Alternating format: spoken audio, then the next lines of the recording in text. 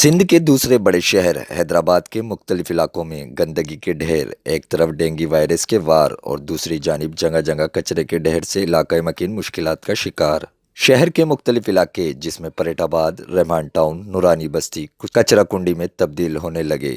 Solid management और बल्दिए आला या फिर जिला इंतजामिया तमाम तर इदारों की हो गई कारकर्दगी नाकिस। कौन उठाएगा हमारा कचरा, इलाका मकीन फट पड़े।